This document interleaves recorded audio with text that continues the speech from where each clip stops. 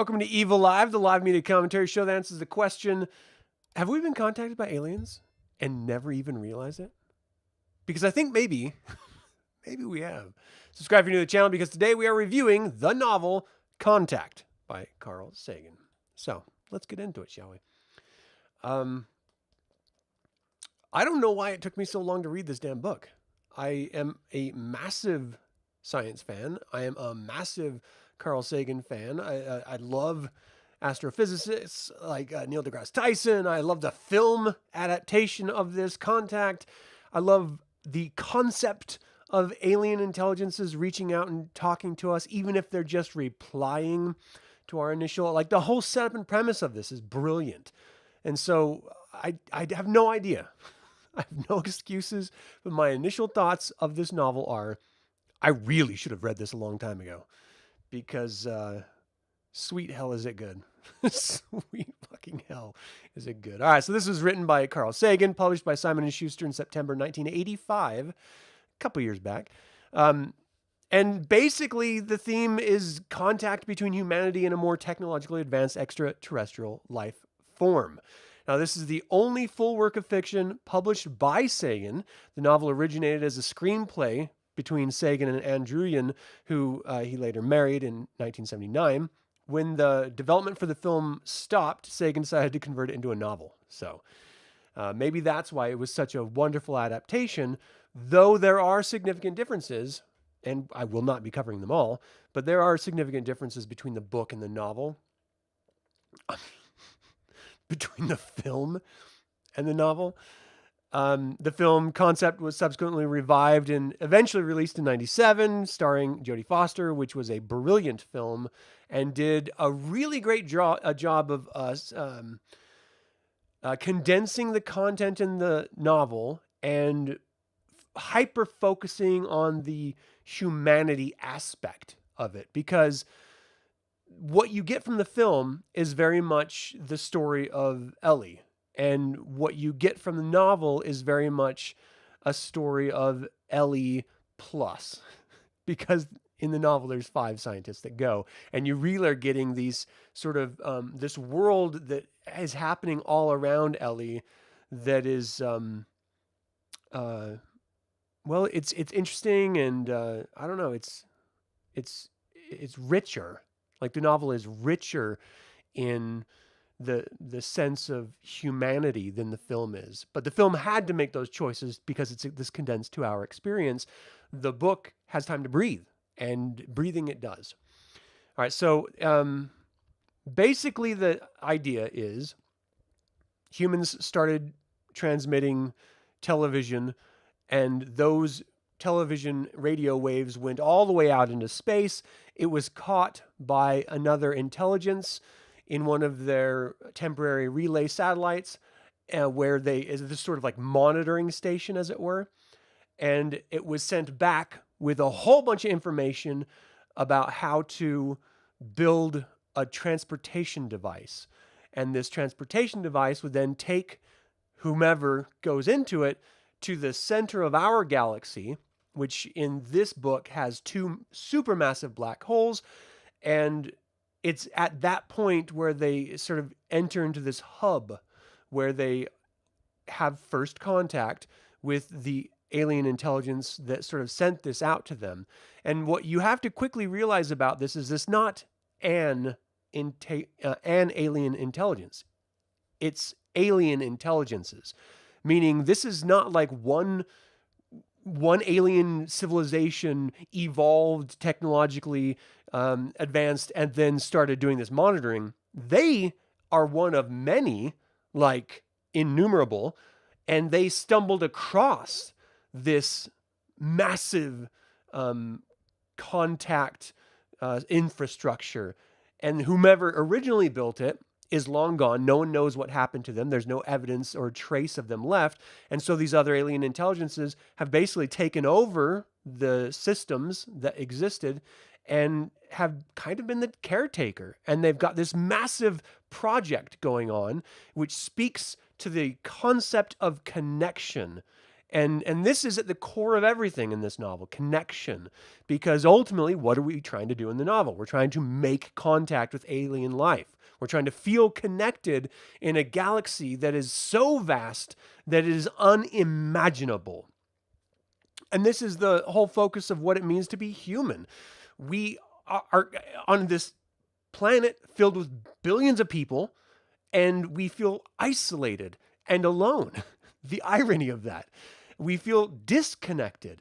And so you have religions that sprout up in order to make people feel connected. You have institutions, science and math, sort of, coming up in this space to create these ideas of searching for knowledge and truths and other entities so that we can have that sense of connection that we don't feel that we have here on this planet. I find bitter irony buried underneath all of that, even though I identify and I love the idea that we can be intimately connected and feel completely disconnected simultaneously as a human species, as individual humans. That's thrilling to me to contemplate. But basically, there's this ongoing project that these aliens have picked up on, this collection of aliens, to alter the properties of the universe by accumulating enough mass in Cygnus A to counter the effects of entropy. So if you don't know, the theory is that the Big Bang created the universe and it's just started expanding at this massive rate. Over the billions and billions of years, it has slowed, but it is still continually expanding. And so if you're an alien intelligence that just happened to evolve in a solar system, first of all, in a galaxy, in a solar system, on a planet that circles around a star, you happen to come to life, at the early stages of the universe, it would be much easier to communicate with other intelligence races, intelligences that also developed because you're infinitely closer to them. You know, whether it's the galaxies are closer to each other or the solar systems are closer to each other, whatever it is, everything in space was new, and so it hadn't expanded out. Now that we're so many billions of years away from that, and the space between galaxies and solar systems has expanded so greatly that it's harder to contact because we have to deal with space and time and travel. And it's only going to get harder in the future. But the brilliance of all of this is that space-time is interlinked and it can be seen as a fabric. And gravity affects it. Gravity, if you're further away, time moves faster. And if you're closer to gravity, to a mass that has a lot of density and gravity to it, then time moves slower for you. Like it moves the same for you, but for everyone else in sort of relation to you, you move slower than people further away. And that's just what gravity does. It does it on our planet Earth right now. You can go stand next to the Sphinx in Egypt, and just the collected mass of that object will immediately affect time for you compared to someone that's floating on a boat in the ocean. So much so that when we launch satellites into space that orbit the Earth, we have to adjust for the distance those satellites are away from the Earth because they run faster, because they're further away from the mass of the Earth, even though it's only that far. We have to adjust for that time difference for those of us that are stuck on the planet. So time and mass are interlinked, and the further away you get away from everyone, the faster you're capable of moving away from people and the harder it is to contact them. So that's the whole point of this interstellar event that these alien intelligence have sort of picked up, and that they're actually moving suns into black holes, into different regions of the universe. By doing so, they're creating this huge mass, which is slowing the expansion of the universe in solar systems and galaxies around that mass. So the gravity is just slowing the expansion enough so that in the future, hopefully it will halt, so all of these different alien intelligences can still have some semblance of contact with each other. You're not going to get this from the movie because they don't even breach this in the movie. You have to read the book for this, and it's fucking amazing. It's absolutely brilliant because what the movie leaves you with is a salivating mouth. You want more information. You want to know more. Why didn't she ask more questions? And I don't know why they didn't address it. In the book, she does ask more questions, Ellie, and you get a lot of it. You don't get everything to feel happy, but you get a lot more information, which is thrilling for me. Now, yes, this is a fantasy. This is not real. None of this, of course, we have not contacted other aliens. They have not contacted us. They're not in this massive building spree of trying to collect mass at the center of the galaxy so that it stops the expansion so that we can still maintain contact with each other. And like that doesn't exist. But the possibility of it in our imagination could exist. And that's as thrilling to me as if it was real, because that's what science fiction and science in general is. It's sort of it's masturbation for our imagination. It's what it is.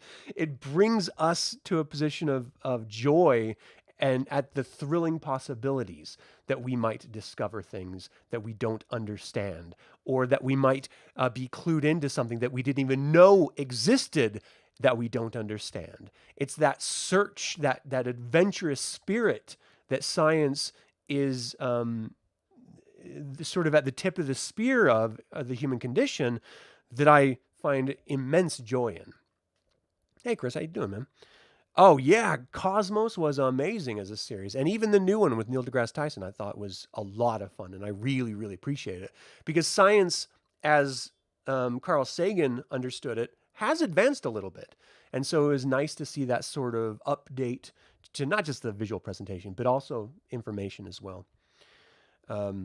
Okay, so that is what she discovers when they finally build the structure and everything. But of course, the whole first 2/3 of the book is all about the human experience and the difficulty between different governments trying to collect information about a message that's sent to Earth, and the fact that we have a precessional shift on Earth and we rotate, so different places of the planet are going to be able to collect information coming from one distant spot in the galaxy at different times. And so you have to have scientists all working in unison to collect the data so that you can then share it to each other and piece it all together to get the full set of data. Otherwise, each part on Earth, depending on where they're facing, they're able to collect the information, there'll be some overlap, but they'll get pieces that no one else gets because that's how the universe works. And so I just found it so fascinating that the governments would be so anal retentive about trying to control this. There's a couple things that are done brilliantly by this, and it's debating and arguments. Ellie has wonderful arguments with religious people in this book, completely destroying their idea and concept of religion, which I personally love. I find a lot of joy in. And she does it brilliantly in this. I mean, she brings up some stuff that I hadn't even considered either, and this is what I've been doing my whole life. So Carl Sagan, hats off to you, pothead. And he was. And then the other side of it is her making arguments about an alien intelligence coming down, and not just her, like the other scientists that are ultimately going to be going on this as well, this journey to the center of the universe, but them talking about the governments and talking against the governments, trying to isolate and control and contain it. Now, it's understandable that this is what humans do and are. We are tribal beings. We want to protect what is ours, and we want to control the sort of informational flow because that equates power. That's what we've always been doing as a human species. Is what we'll always do. That's just who and what we are. But if we want to be able to be more than just our lizard brains, we have to be able to let go and share. This is a trait about higher evolution of humanity, and it's something that we have yet to discover on our own planet, in our own country, just getting along. It's something that I preach about endlessly to people who hate hearing me talk about it, but like we have to get over ourselves and understand that you can believe whatever you want, but we can still work together. We're still humans on this rock, and we are capable of working together. So let's do it for the betterment of everyone, for fuck's sake. I love that that's what is at the center of this. She makes like all the scientists make brilliant arguments. Of course, those arguments are then thrown back in their faces when it comes back without like hard evidence from this experience, which kind of, it's intended to be ironic and harsh, and that's what it is. But it's hard to sit here and read because it's too real. You have antagonists in the government that literally are threatening her entire career and life because they don't want to believe what she's telling them. They want to stay in the same paradigm that they've always operated in. And in this time, it was the Cold War era and just fear, living underneath the thumb and threat of fear and destruction. And people find comfort in that, as absurd as that is. That's why we see it still happening today. You make anyone that's not your tribe the enemy, and you demonize them, you dehumanize them, and it's easier to control people in that paradigm. You see it with the Republican Party right now in this election. They're operate, and they've always done that, and the Democrats do it too. They're just not as severe as the Republicans. But it's what we do as humans. We incite fear and then control. The Bible does it. Like every religion does it. If you don't follow us, you're going to hell. But Jesus loves you. All right. What kind of a fucking idiot listens to that shit? So I loved the setup of this novel. I loved the conceptual ideas of this novel. I loved the fantasy of this novel. I was missing the humanity for the first 2/3 of this novel. And what you get of the humanity in the film, which is why we connect so dearly to it, it's wholly lacking in this novel for the first 2/3. And it wasn't until literally the last chapter that it came flooding back in a unbelievably emotional moment that made me cry. It forced me to sort of recontextualize my own life based on my own experiences that echoed Ellie's in a very real way. I didn't travel to space, but like just her human life experience, I've echoed like one-to-one with some of the things that she goes through in the novel. And so I felt intimately connected with the character in a profound way. And it really, like I was like missing it. I was like, I'm going to have to you sort of mark this down because this is missing this aspect of the film that I love so much. And then it just punched me right in the face and put me on my heels. And it's beautiful. And I absolutely loved it. The project that Ellie and the other scientists discover in their journey and speaking with these different intelligences isn't just trying to halt the effects of the expansion of the universe for the people in this galaxy. That's as amazing as it can be, but there's more. And it's this concept that hidden within what's called, what do they refer to them as? Transcendental numbers. So numbers that sort of like go infinitely, like pi. There's no like end to pi. Numbers like that, there's hidden information in. And this alien intelligence told Ellie that they found ones and zeros. If you go deep enough into pi, you'll find encoded messages that this alien intelligence has not yet been able to decode. And so in the absence of all proof from this experience, Ellie finally comes back.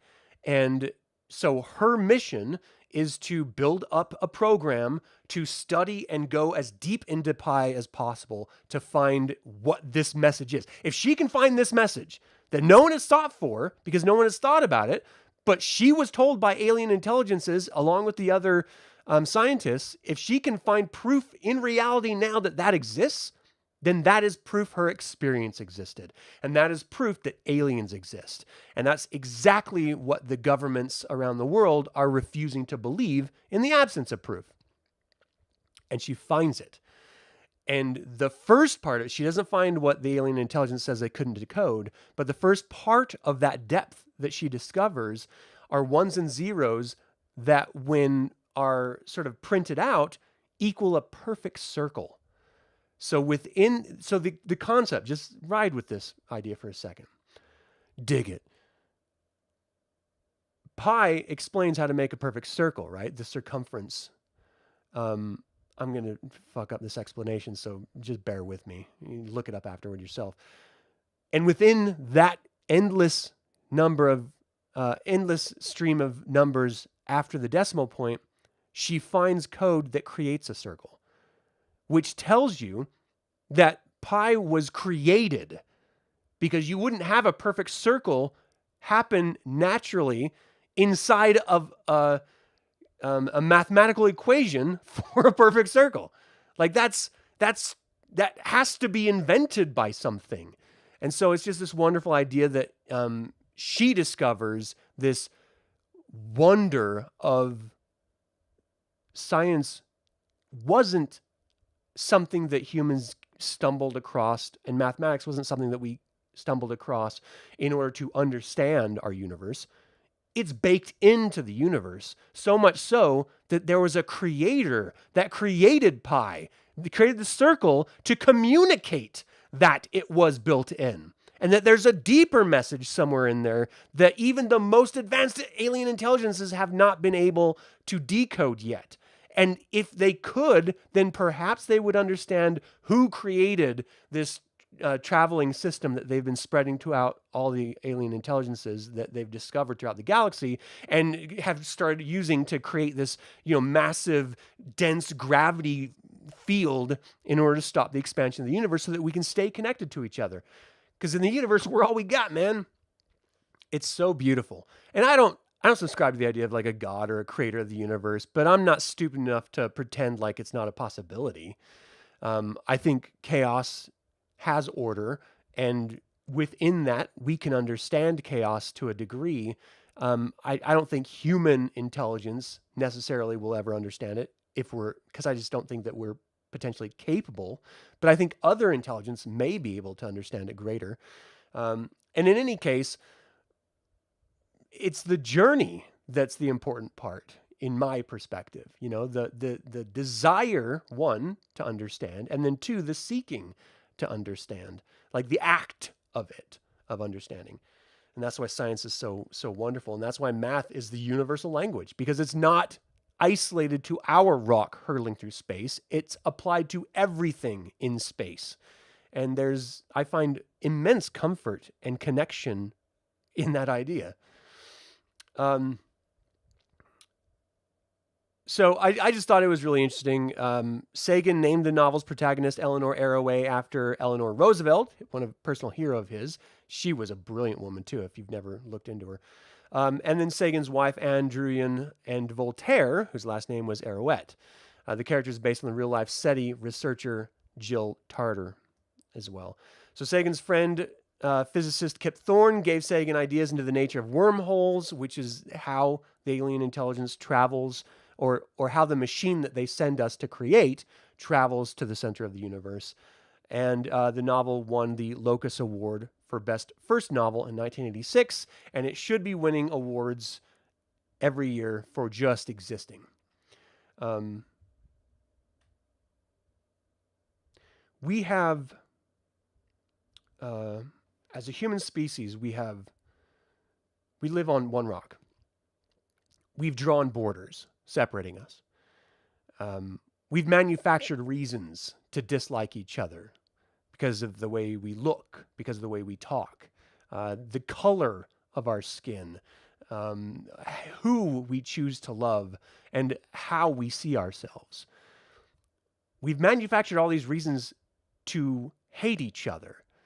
And the reality is there's literally no difference. We are all born the exact same way.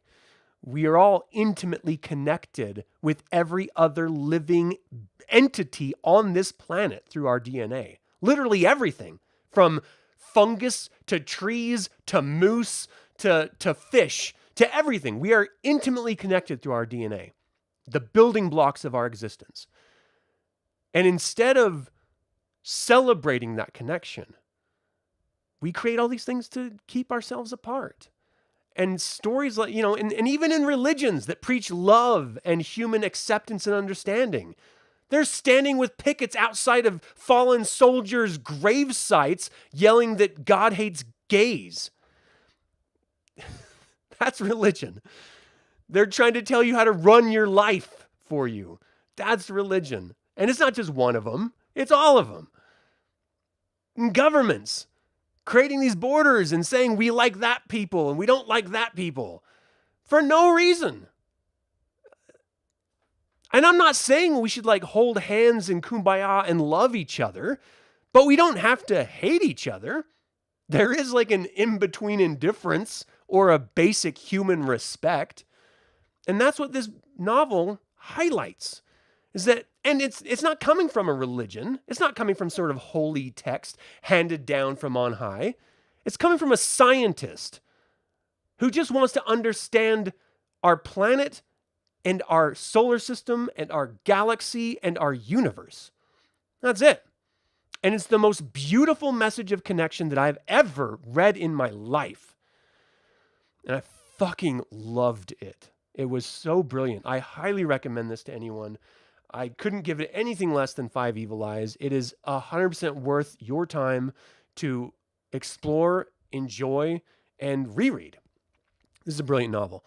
So my favorite part of this was at the very end when Ellie's dad in the novel dies when she's very young. It's the opposite in the movie, but in the novel, the father dies and her mother remarries. And so she has this innate resentment against her stepfather. He doesn't really fully understand her life choices and she hates him for not being her dad. It's that simple. I lived this, so I understand it. When she gets older, she sort of carries that animosity in different ways for different reasons and just kind of loses connection. And she does what she can to keep a relationship with her mom, but she never really appreciates her father, the man who raised her, since her birth father died. And when her mother finally passes at the very end of the story, she's gone through this experience, she's come back, finds her mother's passed, and her stepfather gives her a note that the mother wanted her to have. And so she takes the note and she goes home and she reads. Oh, this is going to make me cry. Oh, it's really powerful. She reads the note and it says that her mother is ashamed for having had an affair on her husband. And she had an affair with her now new husband, Ellie's stepfather, as she understood him. And the truth is that Ellie has always been her stepfather's daughter because she was made out of an affair. Like she was created from that affair. And so it hits her like a bomb. Her whole life, she's been hating the man that's not her father. And he's always been her father. Oh. It's devastating. It is so emotionally devastating that it completely broke me down reading it. And it's so beautiful because she finally realizes the truth. And it forces her to question why she was feeling the way she was feeling, why she was acting the way she was doing, and whether or not it forces her to grow. And growth as a human being is the most important thing that you can do in life.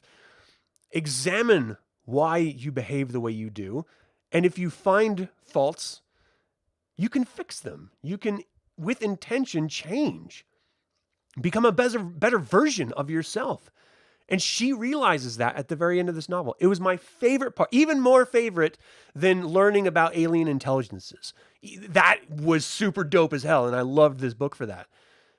But it was Ellie's growth at the very end that, surprising to me, was my favorite part of this novel.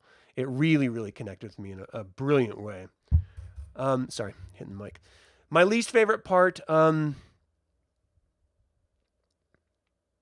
don't think I had a least favorite part of this book. I loved this novel. There's parts where I get frustrated, but I'm supposed to. That's the intention that they want you to be. Oh, well, here's my least favorite part, actually. There's weird moments where it sort of jumps through time and moments and then reflects back on things that happened. It's not a full progressive narrative from Ellie's point of view. It jumps around a little bit, and I found that a little bit jarring. It's a small nitpick. It didn't make me not like the novel, but it's my least favorite aspect of the novel, and I still gave it a perfect score. It's still a brilliant novel, so definitely do yourself a favor. And like I said, I gave it 5 evil eyes. All right. William, how you doing, man? It's been a little while. I haven't seen you. You have 3 Carl Sagan books and have not read them yet. Oh, do yourself a favor. You want to watch the movie Contact after you read the book? Yeah, me too. I did too. How could you not? All right. Well, that is it. Thank you so much for tuning in to this. If you like science fiction, if you like science, if you like fantasy, you should definitely read Contact by Carl Sagan. You will not regret it. It is 100% worth your time. Thank you so much for tuning in. As always, like it or not, evil spelled backwards is live. So get out there and be evil.